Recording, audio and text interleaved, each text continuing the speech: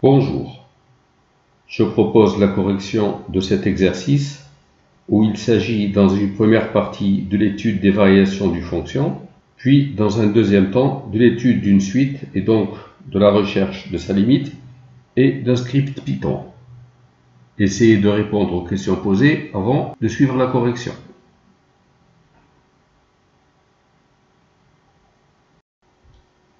Je commence par traiter la partie A de l'exercice. On considère la fonction f définie par f de x égale x moins ln de 1 plus x. Première question. Justifier que la fonction f est définie sur l'intervalle moins 1 plus l'infini.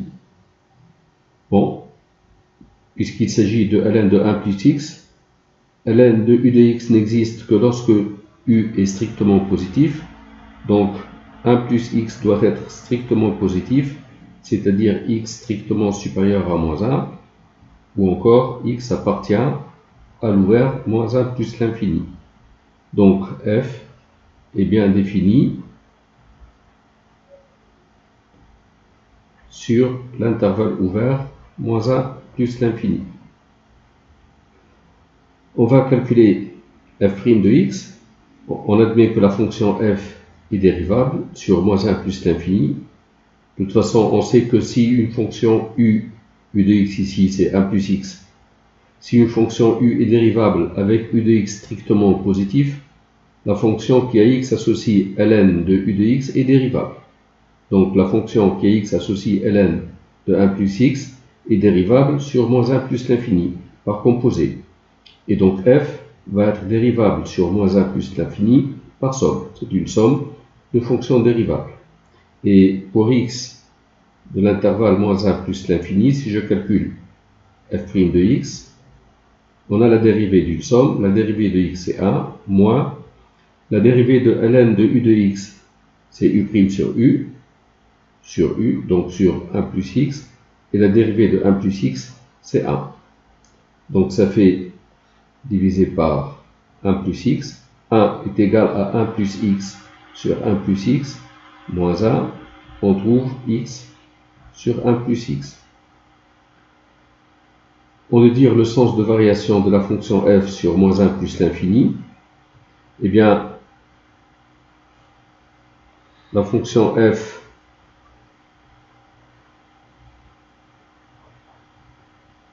le signe de sa dérivée, c'est le signe de x, parce que sur l'intervalle moins 1 plus l'infini, 1 plus x est strictement positif.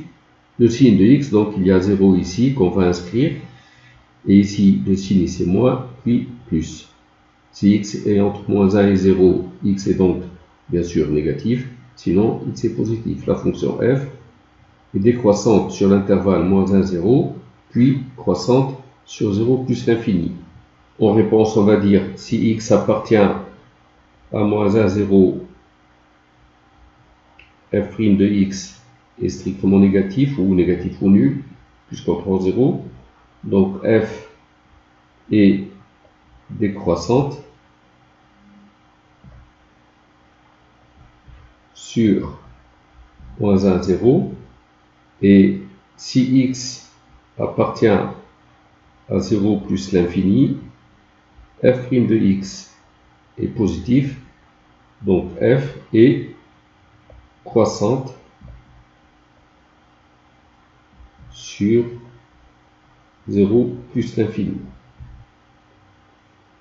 Alors, dans la troisième question, là on est toujours dans la deuxième question, donc dans la troisième question, petit a, on demande de calculer la limite à droite en moins 1 de la fonction f, c'est-à-dire la limite quand x tend vers moins 1 plus de f de x. Lorsque x tend vers moins 1, 1 plus x tend vers 0, et 1 plus x est positif. Et lorsqu'un nombre tend vers 0 plus, ln de ce nombre tend vers moins l'infini, par composé. Moins ln, ça devient plus l'infini. X tend vers moins 1 et plus l'infini, ça va être plus l'infini. Donc on va écrire tout ça. Limite, lorsque x tend vers moins 1 par valeur supérieure de 1 plus x est égal à 0, et c'est 0 plus, parce que c'est positif. À droite, en moins 1, 1 plus x est positif. Et on sait que la limite, lorsque grand X tend vers 0 plus de ln de x égale moins l'infini, donc par composé, limite quand x tend vers moins 1 plus de ln de 1 plus x égale moins l'infini. Et par suite, la limite quand x tend vers moins 1 plus de f de x, alors ln de 1 plus x tend vers moins l'infini, son opposé c'est plus l'infini, et j'ajoute x qui tend vers moins 1, ça reste plus l'infini, par somme. Et j'écris ici plus l'infini. La question B. Montrer que pour x dans l'intervalle moins 1 plus l'infini, f de x est égal à ln de e de x sur 1 plus x, en déduire la limite de f en plus l'infini. Alors, si je veux chercher directement la limite de f en plus l'infini, 1 plus x tend vers plus l'infini, ln de 1 plus x c'est plus l'infini, moins ln de 1 plus x c'est moins l'infini, x tend vers plus l'infini, moins l'infini, c'est une forme indéterminée.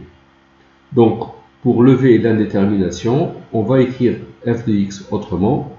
Donc, on nous propose d'écrire f de x sous cette forme pour pouvoir chercher la limite de f en plus l'infini.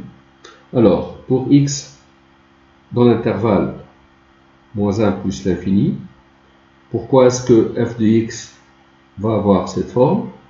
Eh bien, on sait que f de x, c'est x moins ln de 1 plus x. On va écrire x sous la forme ln de e puissance x. X est égal à ln de e de x, moins ln de 1 plus x. Et on sait que ln de a moins ln de b, c'est ln de a sur b. Donc ln de e puissance x sur 1 plus x. X dans l'intervalle moins 1 plus l'infini.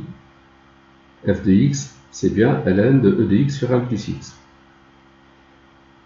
D'où la limite de f en plus l'infini. Mais on n'est pas au bout de nos peines, parce que lorsque x tend vers plus l'infini, l'exponentielle c'est plus l'infini. 1 plus x aussi, c'est plus l'infini. On a encore une forme indéterminée. Mais là, on va penser à la forme e puissance x sur x. On sait que e puissance x sur x en plus l'infini, c'est plus l'infini. Donc pour x dans l'intervalle moins 1 plus l'infini, on va écrire f de x sous une autre forme. C'est ln de e de x sur 1 plus x, on va mettre x en facteur. X facteur de 1 sur x plus 1. Donc f de x est égal à ln de e de x sur x multiplié par 1 sur x plus 1. Donc ici on dissocie. On a limite lorsque x tend vers plus l'infini de e puissance x sur x qui est plus l'infini, et limite quand x tend vers plus l'infini de 1 sur x plus 1, alors x tend vers plus l'infini, 1 sur x tend vers 0, plus 1, la limite c'est 1 sur 1 c'est 1. Donc par produit, limite lorsque x tend vers plus l'infini de e puissance x sur x, facteur de 1 sur 1 plus 1 sur x égale plus l'infini. Tout ça, ça tend vers plus l'infini. Comme on sait que la limite, quand x tend vers plus l'infini, grand x c'est tout ça, de ln de grand x, c'est plus l'infini, alors, par composé, limite quand x tend vers plus l'infini de ln de ce nombre-là, e puissance x sur x multiplié par 1 sur 1 plus 1 sur x, c'est plus l'infini. Et ce nombre, c'est f de x. Ou limite, quand x tend vers plus l'infini de f de x, c'est plus l'infini. Et je vais écrire plus l'infini ici. Alors, on aurait pu procéder autrement. Pour chercher la limite de f de x en plus l'infini, on n'est pas obligé d'utiliser cette expression. On aurait pu écrire, donc, autrement, pourquoi pas, limite, lorsque x tend vers plus l'infini de f de x, c'est la limite lorsque x tend vers plus l'infini. Alors, c'est x moins ln, 1 plus x, je mets x en facteur. Facteur de 1 sur x plus 1. Et on sait que ln de a fois b, lorsque a et b sont strictement positifs, c'est ln de a plus ln de b. Donc on obtient la limite, lorsque x tend vers plus l'infini, de x moins ln de a fois b, donc moins ln de x, moins ln de 1 sur x plus 1. En plus l'infini, 1 sur x tend vers 0, plus 1, sa limite c'est 1. Donc ln de 1 plus 1 sur x, ça va être ln de 1 égale 0. On a limite quand x tend vers plus l'infini de 1 sur x plus 1 qui est égal à 1. Donc, par composé, limite lorsque x tend vers plus l'infini de ln de 1 sur x plus 1 égale 0. Si je veux chercher la limite lorsque x tend vers plus l'infini de x moins ln de x, alors en plus l'infini, on va avoir la forme plus l'infini moins l'infini. Eh bien, sachant que en plus l'infini, limite de ln de x sur x égale 0, on va passer à cette forme-là en mettant x en facteur. X moins ln de x, c'est x facteur de 1 moins ln de x sur x. Comme limite lorsque x tend vers plus l'infini de ln de x sur x est égal à 0, alors limite lorsque x tend vers plus l'infini de 1 moins ln de x sur x, c'est 1, et par suite, limite lorsque x tend vers plus l'infini de x moins ln de x, la limite ici c'est 1, x tend vers plus l'infini, c'est plus l'infini, par produit. Et donc, limite lorsque x tend vers plus l'infini de f de x c'est x moins ln de x moins ln de 1 plus 1 sur x. Ln de 1 plus 1 sur x, sa limite c'est 0. X moins ln de x, sa limite c'est plus l'infini. La somme, c'est plus l'infini, par somme. Donc voici une deuxième manière de voir la chose. Dresser le tableau de variation de f. Il manque ici l'image de 0. F de 0, c'est 0, moins ln de 1. ln de 1, c'est 0, donc ici, c'est 0. Et voici le tableau de variation de f. J'aborde la deuxième partie de l'exercice.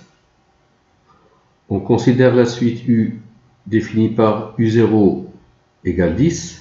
Et pour tout entier naturel n, un plus 1 égale un moins ln de 1 plus un.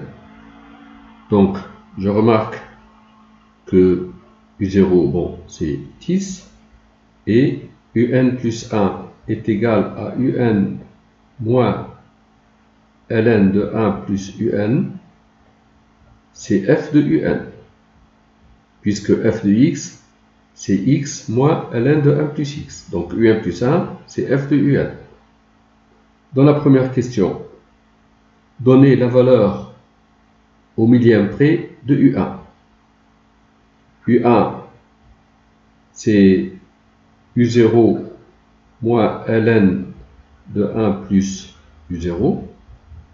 U0, c'est 10, moins ln de 1 plus U0, c'est 11. On trouve une valeur rapprochée égale à 7,602. Donc ceci est une valeur rapprochée au millième près de U1.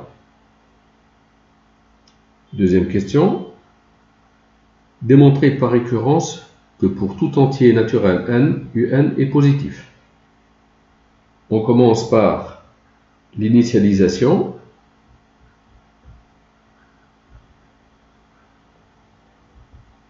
Eh bien, pour n égale 0, U0 égale 10. Donc, on a bien U0 supérieur ou égal à 0. Deuxièmement, l'hérédité.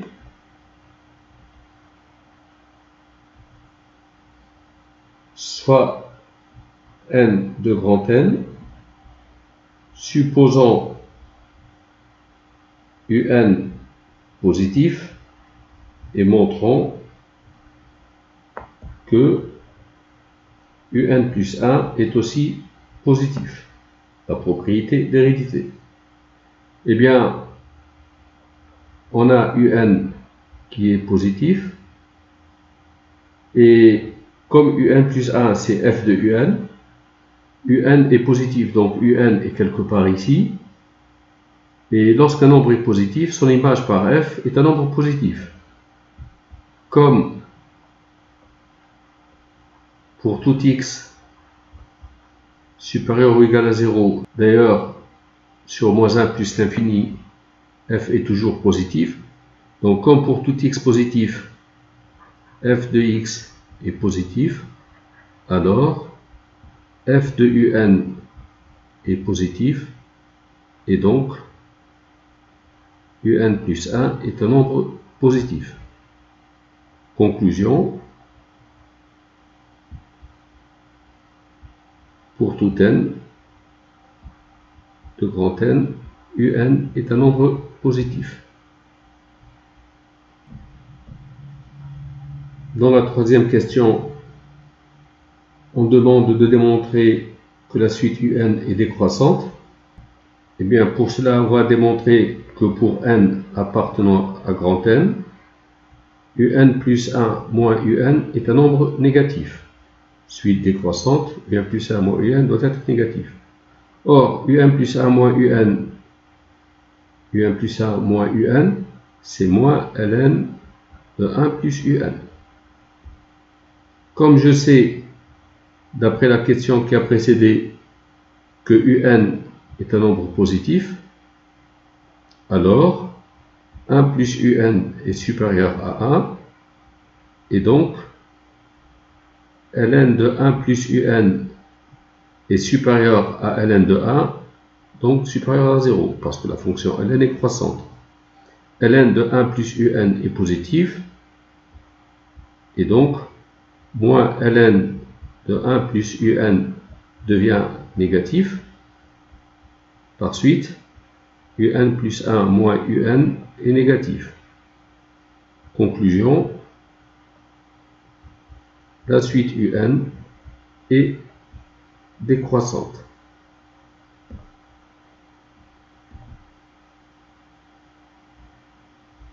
Déduire des questions précédentes que la suite un converge.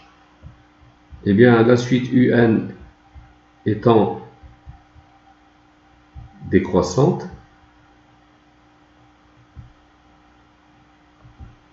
est minorée par 0. Minorée par 0 parce que un est toujours positif. Donc, la suite un converge. Soit, L, sa limite. L, limite de un quand n tend vers plus l'infini. On va chercher la limite de un. Dans la cinquième question, on demande de chercher la limite de un. Donc, question 5. On sait que pour tout n de grand N, un plus 1 est égal à f de un. On sait que un converge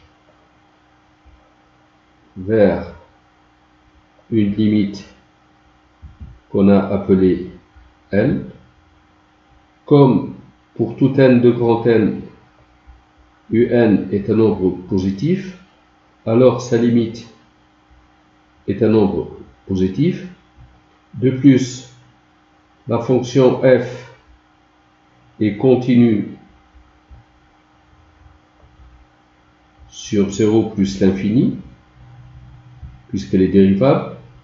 D'après le théorème du point fixe,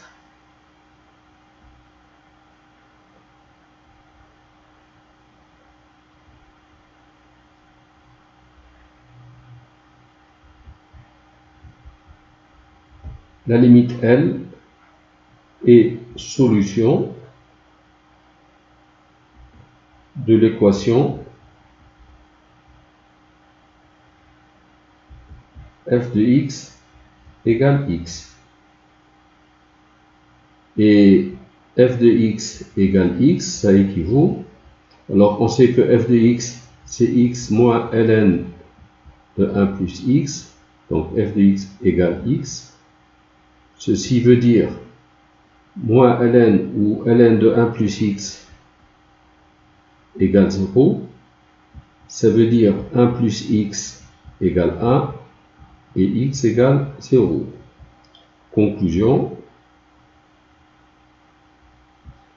la limite lorsque n tend vers plus l'infini de un est égale à 0. Dans la sixième question, on considère ce script Python. From math import log. Log, c'est la fonction logarithme népérien qui existe dans le module math. Alors, n égale 0. Donc, on a une case mémoire n qu'on appelle n ici. Le contenu, c'est 0. Dans une case mémoire qui s'appelle u, le contenu, c'est 10. En fait, n égale 0, et dans cette case u, on met u0 qui est égal à 10. While u est supérieur à 0,01, bon, donc on fait un premier test. U est égal à 10, u est supérieur à 0,01, donc on commence la boucle. N reçoit n plus 1, donc n devient 0 plus 1, n devient 1. À la place de u, qu'est-ce qu'on met? On met ce qu'on a trouvé dans u moins ln de 1 plus u. En fait, c'est f de u. C'est f de u0, puisque dans u, il y a u0. F de u0, on met u1. u1, on a vu tout à l'heure, c'est à peu près 7,6. u1 est supérieur à 0,01. Donc, on continue. À la place de n, je mets n plus 1. Donc, j'incrémente n de 1. Donc, n devient 2. Et à la place de u, dans u, il y a u1. On met f de u1. Donc, u, on met u2. Et on continue. On s'arrête lorsqu'on trouve un nombre n tel que un est strictement inférieur à 0,01. Là, on arrête. On affiche la première valeur de n pour laquelle un est inférieur à 0,01. On sait que la limite de la suite un, c'est 0. Donc un peut être aussi proche de 0 que l'on veut. Et on peut rendre un plus petit que 0,01. Donc ici, on affiche la première valeur pour laquelle un est inférieur à 0,01. Que renvoie ce programme? Le programme renvoie la première valeur de n pour laquelle un est inférieur à 0,01. En utilisant la calculatrice ou en exécutant ce script, on trouve n égale 8. Voici la courbe de la fonction f. F est décroissante sur moins 1, 0, f de 0 égale 0, et f croît sur 0 plus l'infini. Et j'ai tracé la droite d'équation y égale x. La suite u est définie par u0 égale 10. Donc ici, la valeur 10, c'est u0. u1, c'est f de u0. F de u0, donc je vais jusqu'à la courbe de f. Et je trouve ici la valeur de u1. On a trouvé tout à l'heure à peu près 7,6. U2, c'est f de u1. Comment calculer f de u1? Il faut porter u1 sur l'axe des abscisses. Alors, comme j'ai la droite d'équation y égale x qui est tracée, je trace cette droite jusqu'à ici, et puis je descends pour trouver u1. Là, c'est un carré. On a la droite d'équation y égale x. Y est égal à x. u1 est porté ici. u2, c'est f de u1. Donc, pour calculer f de u1, je vais sur la courbe de f. u1, ici, c'est f de u1. Je trouve u2. u3, c'est f de u2. Donc, je dois porter u2 sur l'axe des abscisses. Comme j'ai la droite d'équation y égale x, u2, je fais descendre u2 ici. Donc y est égal à x. Là, c'est la valeur de u2. u3 est égal à f de u2. Donc f de u2, je vais sur la courbe de f. Je trouve ici la valeur u3. Pour trouver u4, c'est f de u3. Je porte u3 sur l'axe des abscisses. Et f de u3, c'est u4. Et ainsi de suite. Et on voit qu'on se rapproche de 0. Donc ici, u4, c'est là. Ça, c'est u4. F de u4, c'est u5. Et ainsi de suite. Et là, vous voyez bien que la suite un est décroissante. Vous avez u0, u1, u2, u3. Donc, la suite décroît et sa limite, c'est 0. u8 est inférieur à 0,01. C'est la plus petite valeur pour laquelle un est inférieur à 0,01. Voici le programme écrit avec Python. Donc si j'exécute, je trouve n égale 8. À partir de u8, les termes de la suite u sont inférieurs à 0,01. Voilà. Ainsi s'achève cette vidéo. Merci d'avoir suivi.